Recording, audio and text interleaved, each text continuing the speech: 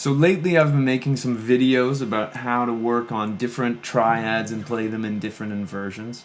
So if you haven't seen one of those videos, this is my last one in the series. So to catch you up, one of my biggest things that I find with intermediate level guitarists, and I was guilty of this myself, is that sometimes we'll look up songs on, say, Ultimate Guitar, and we'll see that the chord says D.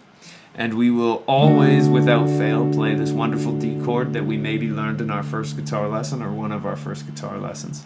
And while it's a beautiful D chord that's awesome, a lot of the times the guitarist might not be playing that particular D chord. And we know this when we listen to it, but it's close enough so we accept it. And I think that that's maybe a bit of a problem because, one, I think that it's always great to have as many options available to you as possible when you're being creative or when you're trying to understand how music is working. Theory and knowledge on the guitar will not kill your creativity, it'll only enhance it. And then two, we're really kind of robbing ourselves of some pretty fundamental understanding and some really cool opportunities that can come up by knowing your triads all across the guitar, across all string sets. So previously I've made videos on triads on the D, G, and B strings, as well as the E, D, G, and E, A, D strings. So today we're going to deal with the top three strings of the guitar, G, B, and E, and I'm going to show you how to harmonize a major scale, which is both a really, I like to say with my students, musically nutritious way to practice this, and it's also a really musical way to practice it. So it sounds nice when you do it. So let's jump right in. First, we're going to be looking at the key of C, and we're going to be playing root position triads on these top three strings, and it's going to look a little something like this. So that's our C major shape.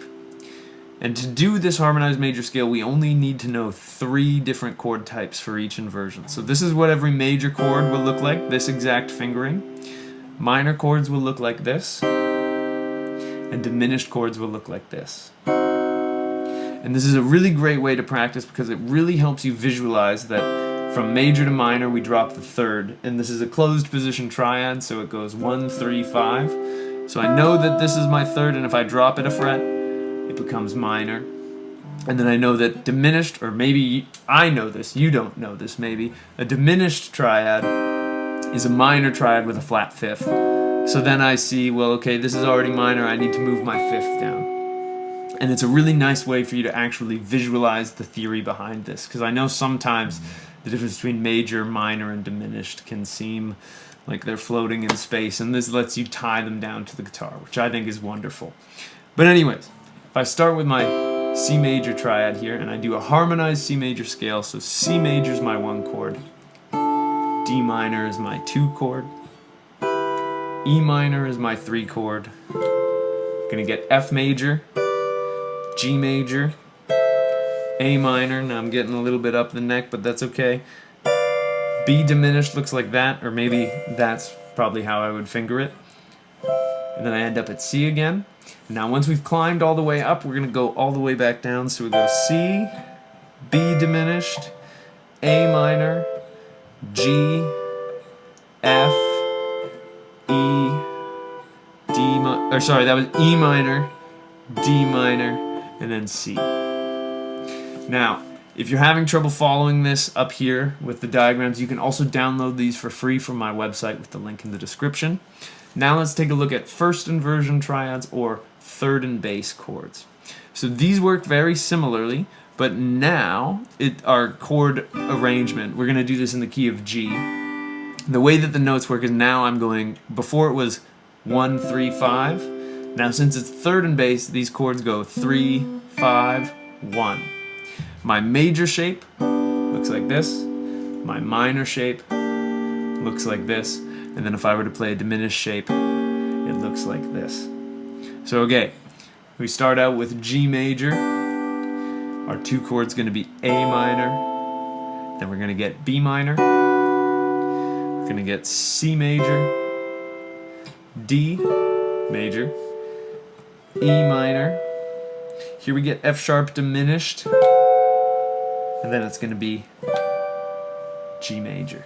Then we'll go down, so G major, F sharp diminished, E is minor, D major, C major, B minor, A minor, and now we end up on G again. So again, it's exactly the same. You're looking for your root on your high E string, which I find is another bad intermediate guitarist habit, is we want to play everything in root position. And these inversions can really give a little bit more life or intrigue to things sometimes. So that's our third and bass chords. We have one more set of triads to learn, and these are going to be our fifth and bass chord. So we're going to use the key of D for this, ironically. And our first shape actually is going to look a lot like our open D chord, but we're not going to play the D in the bass. We're going to play this note here, which is A in the bass. So our major shape looks like this, our minor shape looks like this, and our diminished shape looks like this. So those are our three. And now we're looking for roots on our B string. It's kind of sandwiched in the middle there. So yeah, here is D major with my fifth in the bass, all the triads going up these top three strings. So we would get D major,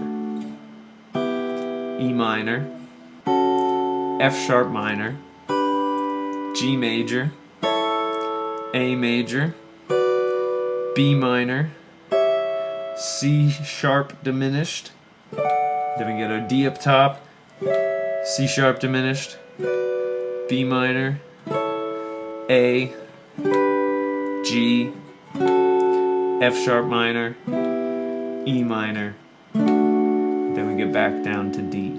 Now you can use these chords to play in, of course, any key. I'm just picking ones that are nice and easy to follow up the neck.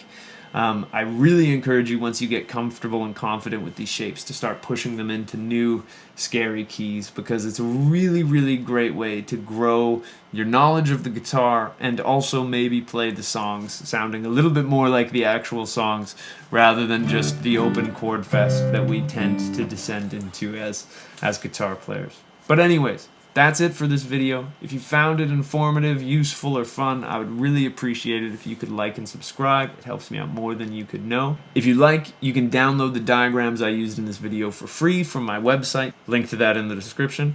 In the description, there's also a link if you would like to take a guitar lesson with me. I would absolutely love to work with you on whatever's troubling you on the guitar. So thank you for making it this far into the video. I got nothing else to say except wish you a wonderful day, and I hope you get to have some fun playing the guitar, and I'll see you in the next one. So thank you so much.